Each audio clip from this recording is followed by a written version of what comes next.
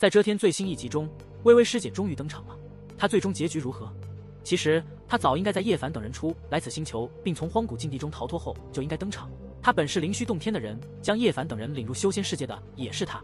本以为动漫中要将此人物删除，没想到此时突然让此人出现，虽然有点突兀，但恐怕是动漫组想要填坑。毕竟此女在遮天中虽然出场次数不多，但是却是一个很至关重要的人物。微微本身是灵虚洞天的弟子，天生拥有仙灵眼，能够看透一切虚妄，直击本源，所以幻境对他应该没啥作用。而且听说他还自学了狠人大帝的一些功法，算是狠人一脉的传人。如今瑶光派出10大年轻高手围捕叶凡，而微微既然在其中，就说明他目前的实力已经拥有4级境了。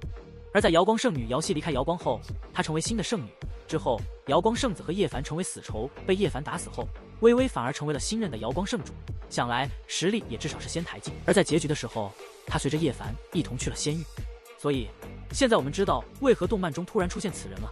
他的戏份虽然很少，但是却是瑶光未来的圣主。如果动漫要一直播下去不断更，势必要让这个人物登场。微微本是灵虚洞天千年一出的奇才，身具仙灵眼，可看透虚妄，直视本源。他天赋卓绝，在修行上展现出了远超常人的潜力。原著中，他是叶凡和同学们到达北斗后遇到的第一个修仙之人，将叶凡等人带入了修行界。因其资质出众，后来灵虚洞天送往瑶光圣地，成为了瑶光圣地弟子。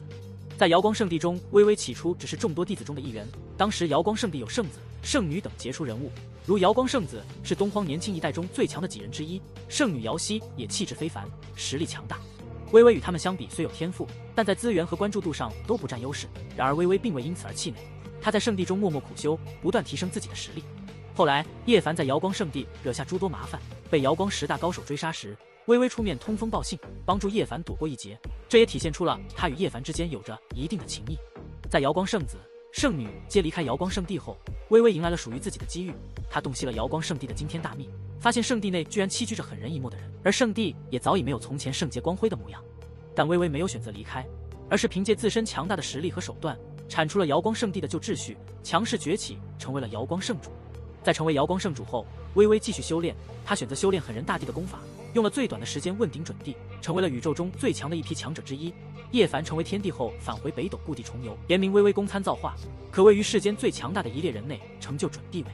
在叶凡征战仙路时，微微也参与其中，他将自己封于神元之中。在叶凡第9世时，随天庭一起进入仙域。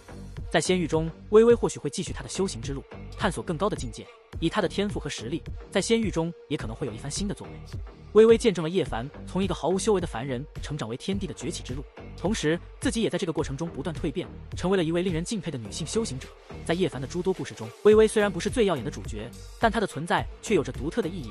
她是叶凡修行路上的一个重要人物，为叶凡提供过帮助，也在自己的修行道路上取得了非凡的成就。